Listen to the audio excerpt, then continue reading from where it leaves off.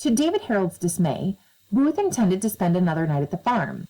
He would ask the Garretts for another night of hospitality for him and for Harold. With his father temporarily away from the farm on business, it fell to son John to decide whether to take in not one, but 2 men. To their surprise, John Garrett refused to take them in for the night. Booth's panic at the sight of the riders was a tip-off. Something was not right. John Garrett was suspicious of Booth now.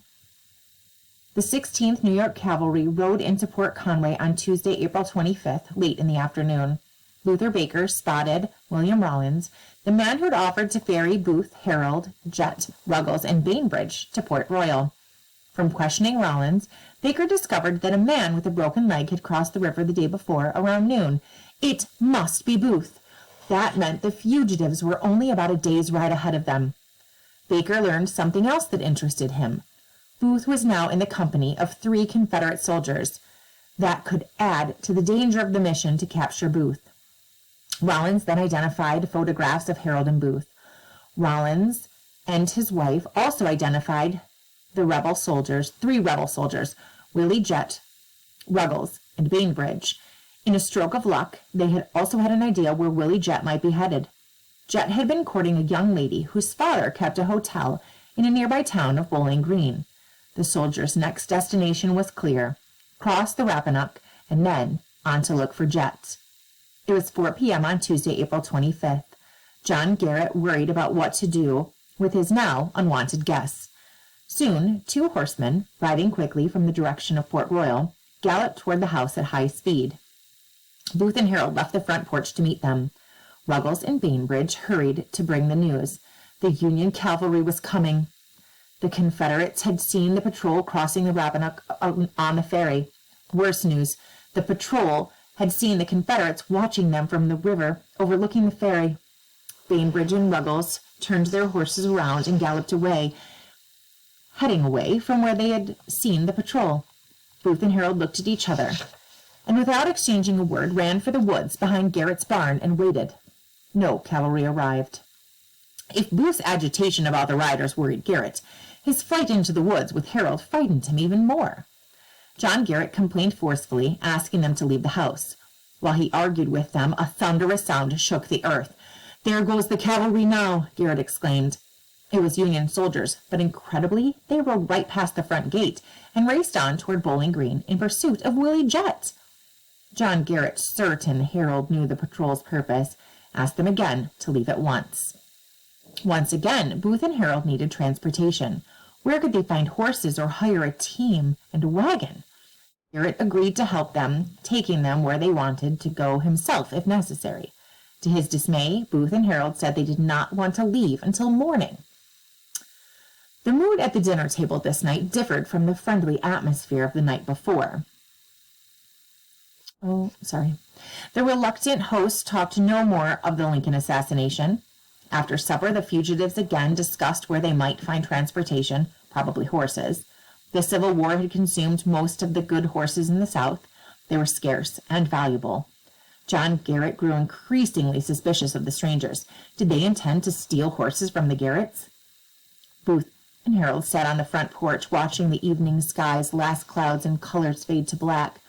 The scent of spring night filled the nostrils until the sweetly burning smoke, rising from Booth's pipe, flavored the air. The reluctant Garretts had nourished and sustained Booth for another day. Tomorrow morning, Wednesday, April 26th, he would continue his journey south. It would be the 12th day. But first, they would rest another night. They planned to spend the night in the bed Garrett had offered Booth the night before. John Garrett stunned the two by barking out they could not sleep in the house. Could they sleep under the house then? Impossible, said Garrett. The dogs sleep there and would bite them. Harold put the matter to rest, announcing they would sleep in the tobacco barn then. John Garrett still did not know the identity of the man he was throwing out of his house. He was pretty sure the two were in some kind of trouble, but it was unlikely he knew it was Lincoln's killer, who was a guest at his father's dinner table. Booth and Harold headed toward the tobacco barn, which stood 100 feet or so from the main house. It was 48 feet by 50 feet, with a slanted roof and wide open slats in the walls. By 9 p.m., Booth and Harold had unrolled their blankets and settled in for the night. They were unaware that the Garretts, already guilty of inhospitality, were conspiring to commit a worse offense, treachery. Lincoln's assassin had just walked into a trap. The Garretts swung the bar door shut behind the fugitives. Neither Booth nor Harold paid attention to the black iron lock on the door as they passed through the doorway. John Garrett was sure the men were scheming to steal their horses in the middle of the night. What better way to prevent that than by locking the strangers in the tobacco shed until morning? His brother William tiptoed to the front door as quietly as he could, inserted the key into the lock. The fugitives did not hear the sliding bolt, did not know they were prisoners. Then brothers John and William Garrett grabbed blankets and a pistol and spent the night in the corn house, watching the tobacco barn and waiting, listening for suspicious sounds in the night. At 11 p.m., the cavalry patrol approached Bowling Green. They surrounded the Star Hotel, expecting to find Willie Jett inside. The proprietor of the hotel led the soldiers to a second-story bedroom. Prepared for anything, the officer and detectives rushed in and discovered Willie. They seized him, hustled him downstairs roughly, and confined him in the parlor. Doherty, Baker, and Conger worked on Jett, trying to frighten him. Conger asked, "Where are the two men who came with you across the river at Port Royal?" Jett betrayed John Wilkes Booth. "I know who you want, and I will tell you where they can be found." He revealed the fugitives were at Richard Garrett's farmhouse and agreed to show the soldiers where they were. Without Jett's help, it might be difficult, almost impossible, to locate the Garrett farm in the middle of the night. It was day 12. About 12:30 a.m., the 16th New York Cavalry headed for Garrett's farm, and they hoped the capture of Lincoln's assassin. Once at the front gate of the Garrett farm, a charge was ordered. The 16th New York Cavalry raced up the dirt road toward the farmhouse. The Garrett's dog heard the noise first, the sound of metal touching metal, of 100 hooves sending vibrations through the earth. On watch, John and William Garrett heard it too.